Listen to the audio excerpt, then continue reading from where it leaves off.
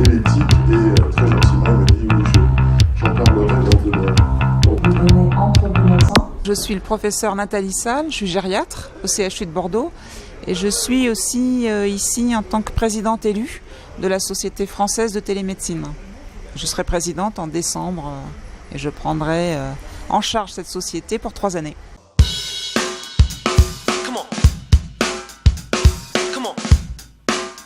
Non, je pense qu'on ne peut pas dire ça. C'est vrai que tout va vite, on l'a dit tout à l'heure, hein, tout va à une vitesse vertigineuse. Je pense qu'il faut prendre conscience des choses. Aujourd'hui, c'est très bien, il faut y aller. Et il est encore temps, hein, quand on regarde ce qui se passe déjà sur le terrain, de se poser, de prendre le temps de se poser, comme on sait le faire en France, et de repartir sur le besoin du patient, du soignant, et interagir avec les industriels, hein, comme on l'a dit, décloisonner, pour construire et co-construire des projets ensemble. On a encore le temps. Il faut savoir prendre le temps et il faut savoir, comme on l'a dit aussi, intégrer l'éthique et tout le questionnement de l'éthique aujourd'hui, maintenant que ça commence.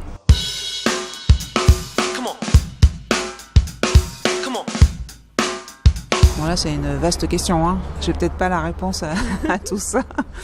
Mais oui, on change de paradigme. Hein. Le médecin qui jusque-là avait une médecine de traitement de la cause va passer à une médecine préventive.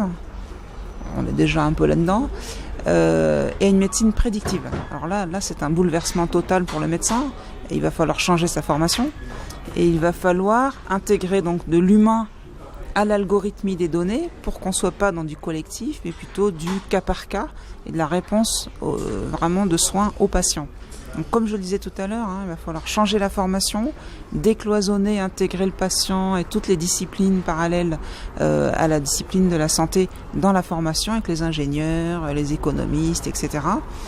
Et il va falloir apprendre à travailler avec de la prédiction, sans que ce travail de prédiction mette à mal la prise en charge de certaines pathologies ou de certains patients qui sont en dehors de la courbe de Gauss, hein, qui sont complètement à l'extérieur, comme on peut le voir chez la personne âgée.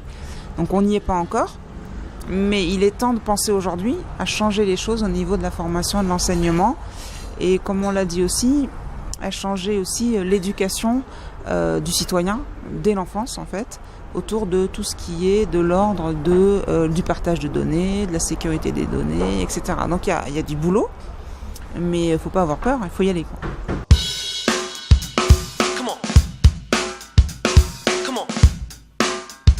L'IA va s'intégrer dans la télémédecine, on a déjà des besoins. Donc on fait de la télémédecine, hein. Moi j'en fais beaucoup en téléconsultation avec une visio auprès de personnes âgées très malades qui vivent en maison de retraite. Et je vois déjà aujourd'hui que si je pouvais avoir un traitement de texte tout simple qui me permette d'avoir un compte rendu après ma téléconsultation sans que j'y prenne beaucoup de temps, je vais avoir vraiment un gain là, de qualité de vie au travail et puis un gain de temps et je vais pouvoir voir beaucoup plus de patients qui n'ont jamais accès aux soins. Elle va nous aider, l'intelligence artificielle, à traiter toutes ces données de télésurveillance. Bon, il va falloir accompagner ce traitement de données de télésurveillance et amener notre expérience, notre expertise et notre savoir-faire médical. Mais si la machine est bien construite et bien renseignée, on va vraiment gagner du temps.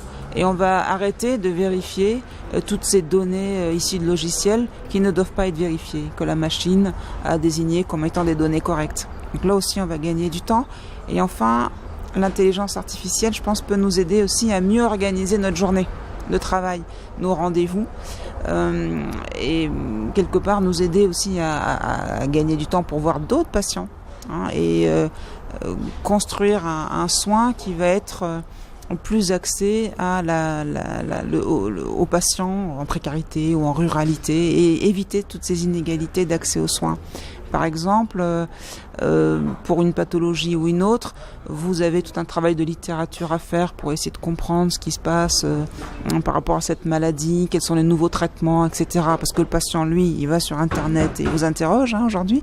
Bien, l'intelligence artificielle, elle pourra prévoir vos rendez-vous, avoir déjà fait ce travail, je sais pas, hein, ça peut être comme ça demain, hein, ce travail de recherche scientifique autour de la maladie et des différents traitements possibles aujourd'hui, et vous permettre de gagner du temps et d'être plus efficace.